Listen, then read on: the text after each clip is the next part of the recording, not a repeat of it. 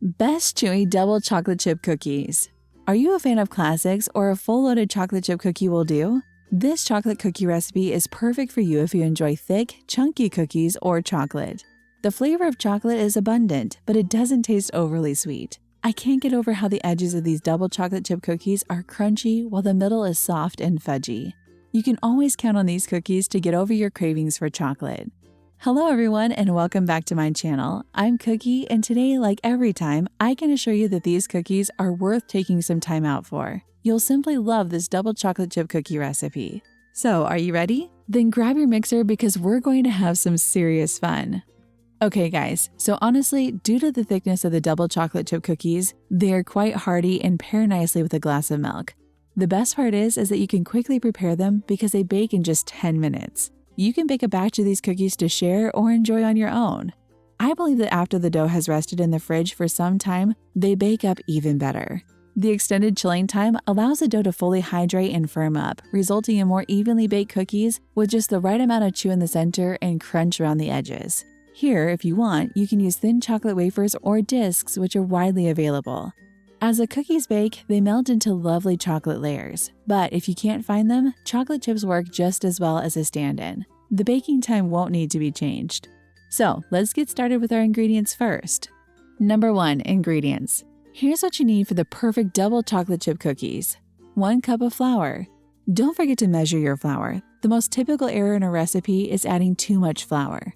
Utilizing a scale is the most effective and convenient method of measuring flour. If you don't have one, then use a spoon to fluff the flour, then sprinkle it into a measuring cup and level it off with a knife.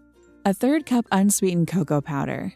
Ensure that you use natural 100% cocoa powder and not Dutch processed powder, such as Ghirardelli or regular Hershey's cocoa powder. Dutch processed cocoa powder lacks the acid necessary to react to the baking soda because it has been neutralized in an alkaline solution. Your cookies will rise well as a result of the reaction.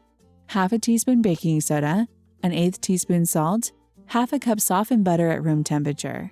Make sure to purchase unsalted butter, not salted. You should add your own salt because different brands of salted butter do not all contain the same amount of salt. Additionally, check that the butter is at room temperature, which means it should be soft enough for your fingers to leave a dent in when you press into it. 1/2 cup of sugar, 1/4 cup brown sugar. I use both brown sugar and white sugar. Brown sugar adds a delicious caramelized flavor, while white sugar adds sweetness and structure. Additionally, brown sugar helps to keep the middle of the cookies soft and chewy. 1 egg plus 1 egg yolk. The butter and egg will combine more evenly if they're both at room temperature. Put your egg in a bowl of warm water and let it sit there for a few minutes. If you forgot to take it out of the fridge, doing so will quickly bring it to room temperature. 1 teaspoon vanilla extract, 1 cup semi-sweet chocolate chips. Number 2. Method. Are you ready to mix up these ingredients? Okay, so in our bowl, we'll add our softened butter, both of our sugars, both of our eggs, and vanilla. We'll turn on our mixer and mix until everything is nicely creamed together. Our mixture is looking great, so we're going to add our dry ingredients and mix just to combine them. Here the cookie dough looks fantastic. Remember to scrape the sides and bottoms of your bowl with a spatula as you go along and as necessary. At this point, I'm going to take it out from the mixer. Just add the chocolate chips and fold them in with the spatula. You can use a tablespoon or an ice cream scoop, which is what I'll be doing. You can use a small ice cream scoop or the larger one. I'll be using the medium to large size scoop. Definitely you can make the cookies any size you like, but that will depend on how many you get. This recipe yields about 2 dozen cookies. Regular size cookies, but since I'm going to make them larger, they'll probably only yield about 1.5 dozen. Okay, so my cookies were in the oven for exactly 12 minutes. They did take a little longer in the oven because they are the larger cookies, but most definitely, if you make the regular size, it should be between 8 and 10 minutes. Now they look perfect, but they are very hot, so I'm going to let them cool in the pan for about 5 minutes or so, and then I'll place them on the cooling rack. Allow the cookies to cool completely on the cooling rack before placing them in the container or on a plate or a platter to prevent them from falling apart. Once they are completely cool, they will be slightly more firm and easier to handle. Our cookies look wonderful and smell amazing, and I have one here that I'm going to try. I'm going to break it in the middle for you to see. How amazing you can see the chocolate chips melted throughout the cookie. It's just perfect. They're superb, they're tender and moist. On the outside, they have a slight crunch. Now you want to make sure if you're making the larger size cookies that you allow them to cook fully or they will not be fully cooked in the middle. So once you notice that the outside edges of your cookies are firm, but the inside is nice and tender and soft, you know they're ready.